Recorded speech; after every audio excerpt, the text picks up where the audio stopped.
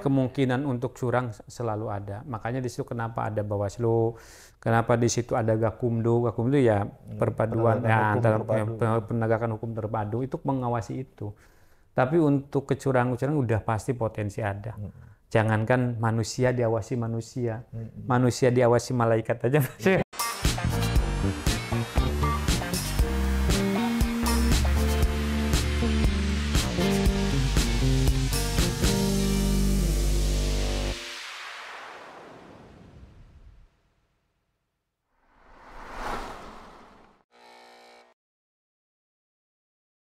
Assalamualaikum warahmatullahi wabarakatuh. CS Banpos, ketemu lagi di Banpos Podcast. Kali ini kita lagi-lagi ada di gedung DPRD Kota Cilegon. Tepatnya tamu kita kali ini adalah anggota Komisi 1 di DPRD Cilegon, yaitu Pak Aam Amarullah ya Pak ya? Iya, betul. Amarullah.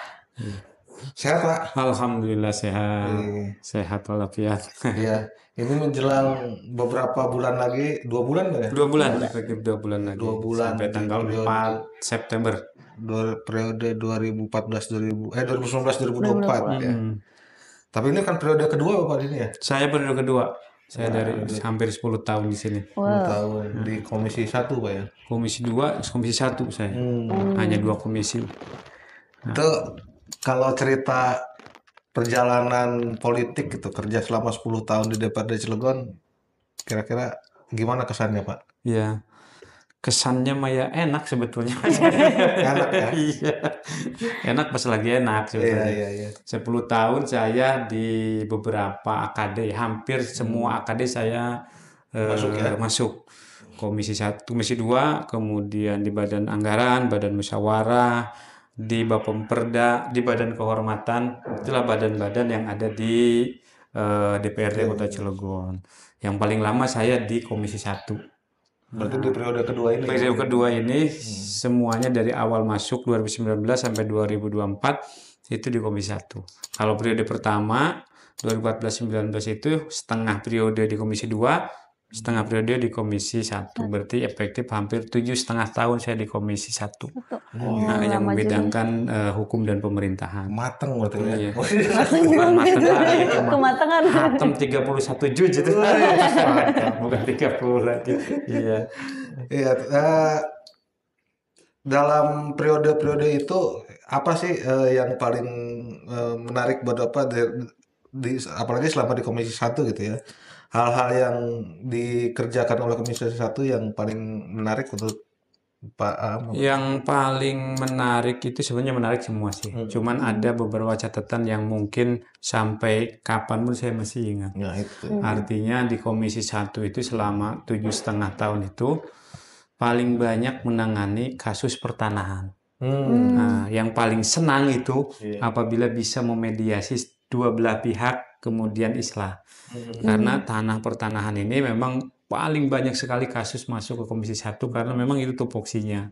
Gitu. Ada yang perorangan ke perorangan, ada perorangan ke perusahaan, ada perusahaan ke perusahaan gitu ya. Dan itu alhamdulillah banyak yang bisa selesai di sini, ada juga yang lanjut ke pengadilan. Itu tergantung kedua belah pihak mau seperti apa. Tapi paling tidak kami di Komisi 1 menjalankan tugas terutama advokasi kepada masyarakat itu tidak pandang bulu. Mau pribadi, mau perorangan, mau perusahaan, kami welcome gitu. Untuk bisa memediasi, untuk bisa mengadvokasi apa yang menjadi keluhan masyarakat. Gitu. Jadi sebelum ke pengadilan tuh kesini dulu gitu ya? Iya, mediasinya kesini dulu. Karena kalau di sini biasanya masyarakat tahu justru dari media. Oh, ada rapat tanah di kantor dewan selesai. Nah, pada kesini gitu kan. Mudah-mudahan punya saya juga selesai kan gitu. Tapi pada akhirnya sampai berkali-kali ada juga yang tidak selesai di sini. Dan itu dikembalikan lagi kepada kedua belah pihak. Silakan menempuh jalur hukum yang sudah ada aturannya masing-masing. Nah, itu masalah-masalah yang nggak selesai itu gimana kendalanya apa sih Pak? Karena kan Cilegon juga kan daerah yang banyak masuk industri ya. Nah itu kan mungkin juga banyak benturan kepentingan soal lahan itu juga antara masyarakat dengan pihak investor gitu kan. Nah itu kendala-kendalanya apa aja Pak? Yang pasti sebetulnya mah kadang-kadang memang di lembaga DPRD itu sifatnya memediasi supaya bisa selesai secara musyawarah mufakat. Ketika Sama-sama enak. ya sama-sama artinya nggak ada yang dirugikan. Iya, iya, iya. Misal tadinya Pak tanah saya ini mau dibayarin hanya ganti rugi sebutnya itu hanya 50 juta. Setelah kita mediasi bisa sampai dapat 200 juta. Gimana Bu? Alhamdulillah Pak, sepakat ya udah selesai kan itu. Nah kendala-kendala yang biasanya nggak selesai di sini itu karena ada satu pihak yang memang belum puas dengan hasil. Saya bilang silakan untuk bisa memutuskan mana yang menang itu silakan di pengadilan. Sudah ada. Sering kita menghadirkan BPN dan termasuk juga ada sengketa antara masyarakat dengan pemerintah Kota Cilegon. Itu tanah Madaksa seberang yang sampai hari ini Iya, mungkin udah 5 apa 7 kali lah rapat belum ketemu juga solusinya kan itu. Walaupun dari kami sudah memberikan opsi-opsi atau win-win solution gitu. Dah kalau begitu masyarakat tetap di situ, Pemkot juga punya tanah di situ, udah sih dibangunin aja rumah susun. Di situ tertata rapi, saya sounding ke masyarakat setuju, sounding saya ke ASDP karena nempel dengan ASDP seneng karena nantinya nggak kumuh kan itu. Entah, cuman mungkin itu perlu waktu karena harus penganggaran di pemerintah atau di DPRD-nya supaya dianggarkan masyarakat dipindah dari situ nggak mau, tapi Pemkot butuh juga tanah itu karena tanah sininya disebut tanah emas lah nempel dengan Iya, dengan pelabuhan, mau dibikin kawasan bisnis juga bagus, mau disewain, mau dijual juga kenceng, tapi masyarakat sudah menduduki di situ ada yang sampai 50 tahun. Itu dengan bukti-bukti ternyata memang itu tanah sudah beralih dari kepemilikannya alih dari Pelindo waktu itu ke Pemkot Cilegon dengan pembayaran sekian miliar. Jadi banyak sekali. Nah, yang paling saya ingat, paling saya senang itu kalau sudah ketemu mufakat. Ya, pulang dari sini itu dua belah pihak itu tersenyum. Ya, saya ketawa kan gitu. Senang gitu ya. Ya artinya pekerjaan itu juga kan apa kerja wakil rakyat itu kan supaya menyenangkan semuanya. Iya. Walaupun pada kenyataannya kan tidak bisa semuanya senang. Jadi perantara gitu ya. Iya, itulah namanya mewakili aspirasi yang mungkin masyarakat secara langsung kepada para pihak tidak bisa. Makalah di sini kita yang memfasilitasi, kita fasilitasi tempatnya, makan minumnya, keamanannya, gitu kan, sampai solusi-solusinya. Seperti itu. Kalau sekarang ini juga Pak beralih ke topiknya ya Pak ya. Kan di badan Komisi 1 ini juga mengurusi tentang Bawaslu KPU kayak gitu ya Pak ya. Nah, ini kan sebentar lagi ada pileg gitu ya, pilkada. Nah, itu apa sih ya Pak yang udah disiapkan selama ini untuk menjelang dekat-dekat dengan pilkada pilgub kayak gini? Iya, salah satu mitra Komisi 1 itu KPU Bawaslu. Kami menyiapkan bukan hari ini, bahkan setahun sebelumnya. Karena itu ada anggaran yang diajukan oleh KPU dan Bawaslu yang harus dihibahkan oleh pemerintah Kota Cilegon. Maka itu mekanismenya melalui kami Komisi 1, kita bahas, kemudian diteruskan oleh Badan Anggaran pembahasannya, kemudian di ACC antara DPRD dan Pemkot Cilegon untuk memberikan dana hibah pilkada. Itu baik untuk KPU maupun untuk Bawaslu. Termasuk itu ada raperdanya. Raperda untuk pemberian hibah. Pemberian hibah itu akan harus ada payung hukumnya. Payung hukumnya itu adalah perda. Yang itu diatur dan disusun peraturan daerahnya oleh DPRD melalui pansus gitu. Selain anggaran Pak, dalam soal pilkada ini ya, Dewan juga kan punya hak untuk mengawasi KPU dan Bawaslu gitu kan. Nah, selama ini bentuk pengawasannya apa aja yang sudah Yang sudah sering kita lakukan itu yang pertama tahapan. Tahapan-tahapan pilkada itu memang harus benar-benar on the track. Gitu, tidak ada yang di luar dari aturan yang sudah dilakukan baik itu undang-undang pilkada maupun PKPU ya PKPU. Jadi yang paling sering paling kita critical point ke KPU itu adalah terkait dengan pendataan pemilih. Gitu, pendataan pemilih. Jangan sampai ada yang punya hak pilih mereka tidak terdata. Itu kemarin saya juga sudah didatangi oleh Pantarli dan memastikan saya juga kepada para petugas itu gimana kendala-kendala di lapangan. Dan memang selalu terkait dengan KPU itu yang paling sering ada permasalahan itu di data pemilih, data pemilih itu yang sering. Apalagi setelah pileg itu tidak otomatis data pemilih pileg itu menjadi data pemilih pilkada, itu harus tetap diupdate. diupdate. Nah, kalau yang Bawaslu, yang mitra kami juga Bawaslu, biasanya kami menitik beratkan pengawasan kepada Bawaslu itu bagaimana netralitas ASN. Ya, itu harus terutama yang struktural, camat, lurah gitu, yang mereka memegang masyarakat itu harus benar-benar dalam keadaan netral sebagaimana undang-undang mengatur itu. Ya, kalau soal pilkada ini kan bukan cuma KPU sama Bawaslu aja ya. Betul. Di pihak pemerintah juga ada instansi yang punya kewajiban untuk atau kewenangan ya untuk melakukan pendidikan politik kepada masyarakat kayak Kesbangpol. Ya. Nah, itu gimana Pak mitra strategis dalam membangun kesadaran politik masyarakat Cilegon? Itu sudah dilakukan oleh Kesbangpol melalui yang pertama itu kerjasama dengan Komisi 1-nya itu, Komisi 1 sebagai narasumber untuk memberikan pendidikan politik. Itu yang pertama waktu itu melalui jalur kelurahan dan kecamatan. RT RW, tokoh masyarakat, pengawas pemilu yang di Panwascam, dan terus pengawas yang di lapangan, termasuk PPS gitu, itu dikumpulkan oleh Kesbangpol, tentunya dibiayai oleh pemerintah Kota Cilegon untuk memberikan sosialisasi.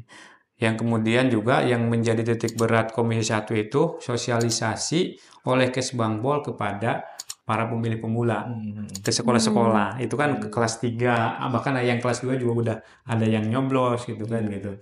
Itu juga sama kerjasama dengan Komisi 1, biasanya dengan kepolisian, dengan KPU, itu mendatangi sekolah-sekolah yang ditunjuk oleh Kesbangpol. Dalam hal ini Kesbangpol sudah sangat bagus untuk mensosialisasikan itu kepada masyarakat, terutama tahapan-tahapan pemilu dan tata cara mencoblos yang benar. Ya, seperti itu.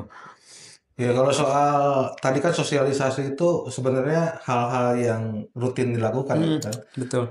Tapi upaya untuk mendorong tingkat partisipasi masyarakat sendiri sebenarnya semestinya kayak apa sih Pak?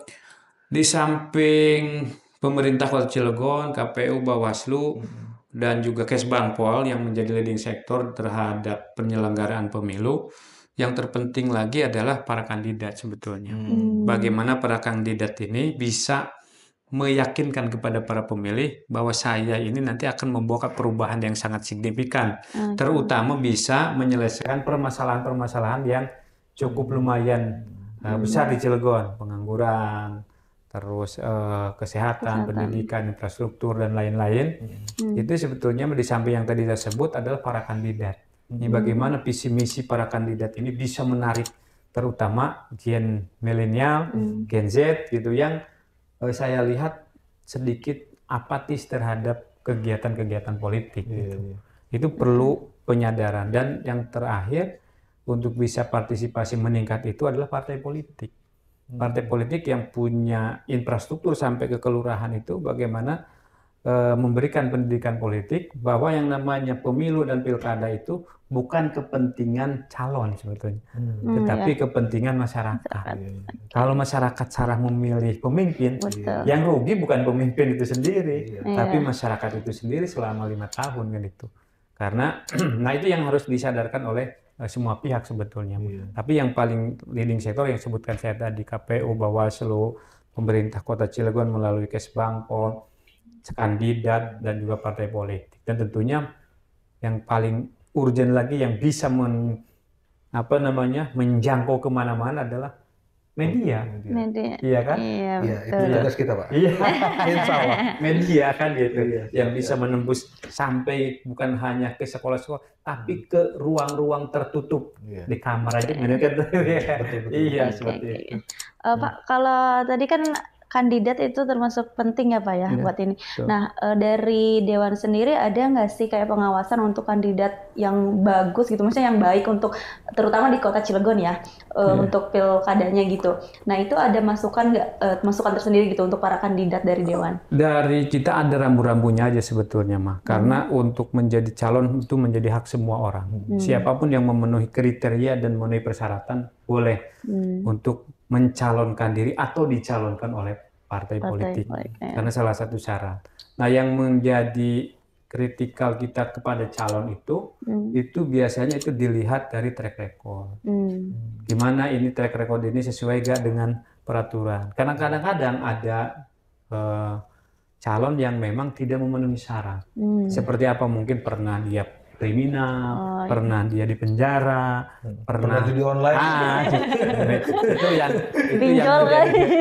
itu yang menjadi rambu-rambu kita kan kita sampaikan. Dan itu kita dorong kepada KPU dan Bawaslu untuk mempublish. Gitu. Silahkan dan masyarakat itu diberi kewenangan nanti setelah daftar itu harus memberikan masukan. Wah, ini jangan karena pernah begini itu boleh masyarakat itu. Itu berhak ditolak sama Dewan? Iya, artinya Dewan sama KPU. Sama KPU ya? Kalau tidak memenuhi persyaratan itu KPU punya berhak untuk mencoret. Gitu.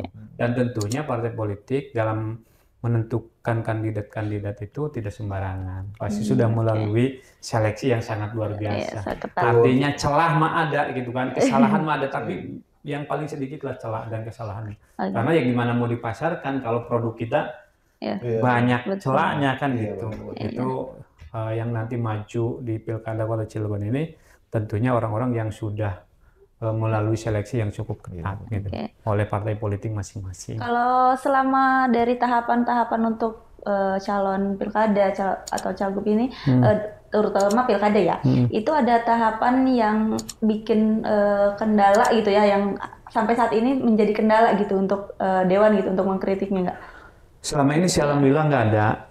Saya evaluasi karena rutin kita juga rapat dengan KPU dan Bawaslu. Kita evaluasi memang sesuai dengan tahapan-tahapan yang sudah ditentukan. Gitu. Mulai dari pembentukan Pantarli, nanti pembentukan KPPS, dan ya semua DCT-DCS itu sudah sesuai dengan tahap. Sekarang tahapannya adalah mendata pemilih oleh Pantarli namanya. Dan nanti TPS yang tadinya 1.200 itu nanti akan hanya tinggal sekitar separuhnya aja. Kalau untuk Pilgub sama Pilwalkot ini, karena jumlah pemilih di setiap TPS nanti akan 2 kali lipat. Kalau Pileg hanya 300, nanti akan 600. Karena kan itu cepet, hanya 2 kotak aja. Untuk gubernur sama wali kota. Dan itu cepet juga, kandidatnya nggak banyak. Nggak kayak Pileg. Pileg kalau dikasih 600 bisa 2 hari 2 malam.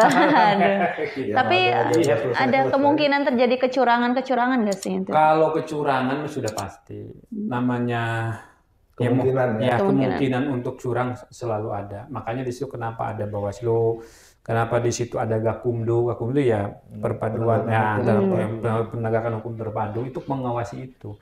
Tapi untuk kecurangan udah pasti potensi ada.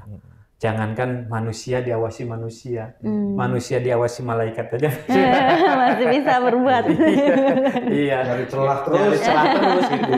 Apalagi manusia yang sangat terbatas gitu gini, udah pasti untuk itu. Oleh karena itu ya kita semua, terutama media yang menjadi salah satu ujung tombak tegaknya demokrasi itu ya media itu harus benar-benar jangan tebang pilih. Kalau salah bilang salah, gitu. Karena pengalaman saya sekarang ini masyarakat pejabat yang punya pangkat takut bukan dengan senjata, takut viral sekarang. Iya benar. Takut viral.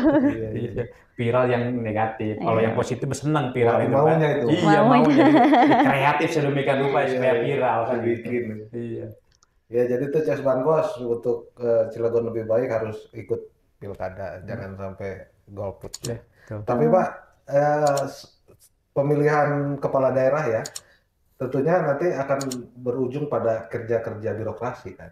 Nah birokrasinya ini kan bukan dipilih tapi sudah ada. Nah kalau Bapak ngelihat selama 2 periode ini bagaimana perkembangan birokrasi di Kota Baja ini?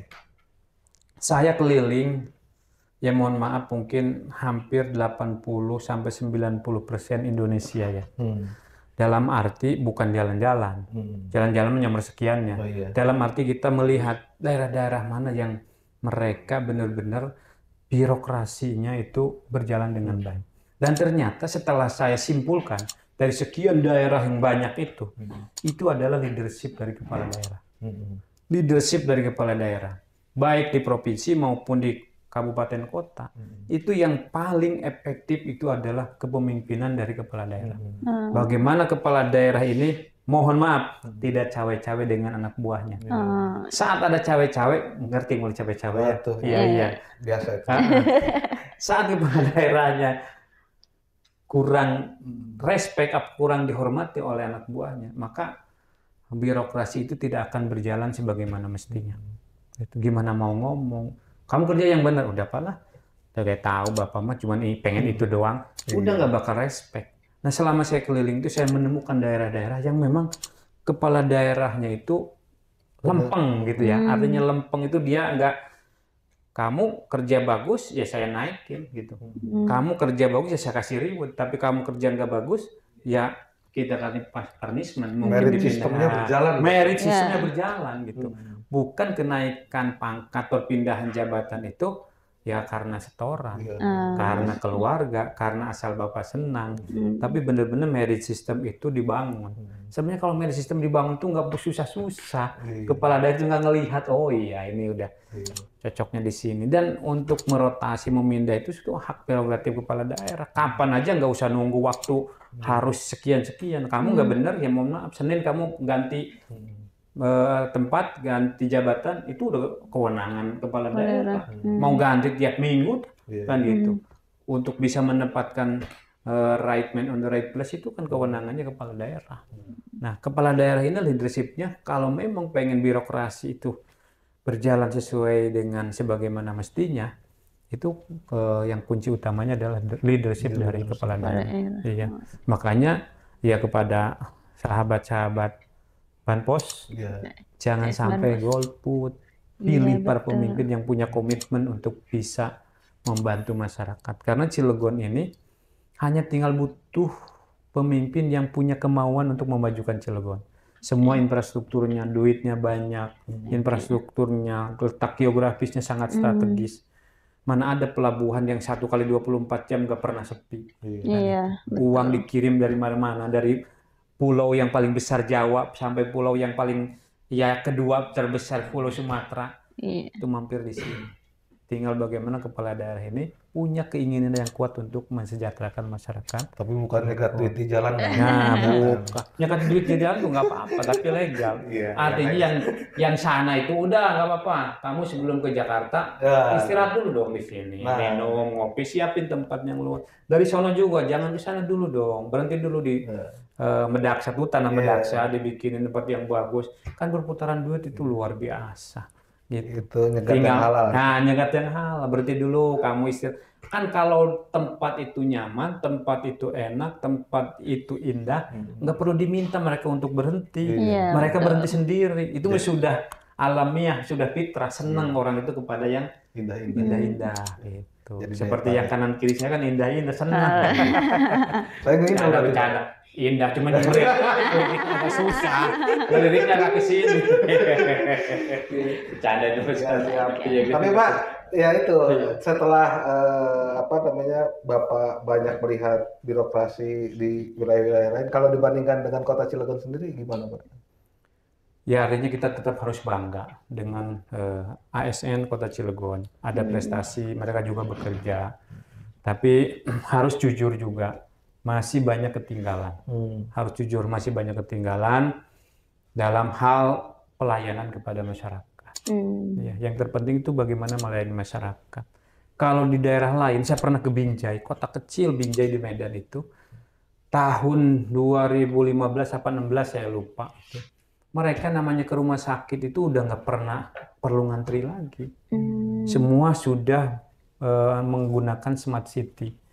Mereka di handphone, tinggal aplikasi masuk, saya mau ke dokter gigi, di sana langsung dibales, Pak, Ibu ke bagiannya jam sekian. Jadi nggak numpuk dari subuh di sono. Gitu. Oh iya. Ada, mohon maaf, orang nggak pakai baju di jalan, gitu kan, bukan karena baju, tapi pikirannya gitu. Itu di lampu merah, nggak perlu kita sibuk, tinggal dipoto, kirim ke command center. Command center itu akan otomatis terhubung kepada dinas yang berkaitan. 1x24 dinas tidak follow up laporan masyarakat, itu wali kota langsung melihat, di itunya itu, di command center itu langsung ditegur kepala dinasnya. Jalan rusak, nggak perlu koar-koar, nggak perlu demo, nggak perlu pasang nancebin pohon pisang, dipoto oleh masyarakat siapapun, kirim ke command center, wali kota pagi-pagi ngelihat, waduh ada laporan ke PU, jalan rusak, atau ke Perkim, jalan lingkungan rusak. Sudah 1x24 jam, wali kota tinggal negor kepada kenapa kamu nggak ditindaklanjut. Itu tahun sekian itu. Gitu. Mungkin tahun sekarang udah lebih. Harusnya udah lebih. Nah saya tanya, ini sistem siapa yang meng-create? Yang meng-create ya ASN. Dengan leadership tadi, Pak. Iya, dengan leadership tadi. Kemudian operator-operatornya anak-anak yang di SEMEA, di SMK, yang di SMA. Operator-operatornya itu mereka sudah dimagangkan di situ. Kan nggak perlu biaya. Mereka mau dikasih minum makan aja udah seneng. Dikaryakan ilmunya udah seneng. Sambil mengasah kemampuan-kemampuan. Itu jauh. Saya bilang waktu itu ke Pak Wakil Wali Kotanya, mau nggak ke Cilegon? Asal ada undangan saya kasih gratis katanya sistem itu. Tapi sampai hari ini belum juga. Yuk saya bilang harus saya wali kotanya ini. Pemkot Cilegon ditunggu sama Pemkot Binjai. Gratis, hanya melayangkan undangan aja. Kalau undangan memang kan nggak mungkin orang langsung ke sini nawarin diri. Gitu ujung-ujung. Undangan aja waktu itu. Saya siap gitu kan. Saya kasih sistemnya nggak perlu bayar. Gitu. Kan enak, nggak rumah sakit numpuk, di kelurahan numpuk, udah semua by sistem. Sekarang saya tanya di Cilegon siapa yang nggak boleh pegang HP? Jangankan di kotanya, coba main ke sana ke Gunung Batur, ke Cipalu udah HP semua kok. Nggak ada yang blank spot dipasang oleh Pemkot di blank spotnya gitu. Udah berarti menurut Bapak sistem di Cilegon ini masih kurang ya? Ya, tinggal ya gitu. Artinya ada kelebihan, tapi masih banyak yang perlu dikejar gitu. Artinya di era yang sekarang ini, di era dikasih kemudahan semua, kita harus segera dong. Jangan lama-lama menyesuaikan dan ketinggalan gitu. Dengan sistem itu kita mempermudah sebetulnya, mempermudah kinerja OPD, mempermudah kinerja kepala daerah. Kepala daerah kan nggak usah muter-muter. Pagi segini aja udah bisa mengcapture 8 kecamatan, 43 kelurahan dari command center itu kan itu. Yang itu pasti dari masyarakat. Masyarakat akan seneng kan. Weh, laporan saya ditanggapi. Lampu yang gelap udah terang 1x24 jam. Enak kan begitu. Ini mohon maaf saya sampai pernah marah-marah dengan Pak Wali Kota, dengan Pak Sekda. Malu saya bilang saya tinggal di Merak, Pak. Merak ini, Indonesia Power ini pensuplai listrik Jawa Bali, tapi Meraknya sendiri gelap kan. Iya betul. Gitu. Pernah saya nyampaikan begitu. Sedih ya, itu suatu ironi. Iya, ironi kan gitu. Ya, tapi setelah 2 periode ini apa kira-kira yang pekerjaan yang kira-kira ingin Bapak selesaikan dan ingin menjadi apa namanya legacy atau warisan lah untuk masyarakat? Di rapat Badan Anggaran terakhir kemarin, saya menyampaikan, dia mungkin pernah ada di media sosial juga, cukup keras terkait dengan kebutuhan dasar masyarakat yang sampai hari ini belum bisa dipenuhi oleh Pemkot Cilegon, terutama masyarakat yang tinggal di pegunungan, Pulau Merak, Grogol, Ciwandan, Purwakarta, terkait dengan air bersih.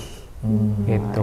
Mungkin sekarang musim hujan, belum teriak. Tunggu sebentar lagi. Tiap hari HP saya bunyi, Pak, di sini nggak ada air, Pak, di sini ada. Saya sudah menyampaikan, bukan hanya mengkritik, saya menyampaikan solusi kepada Pemkot Cilegon.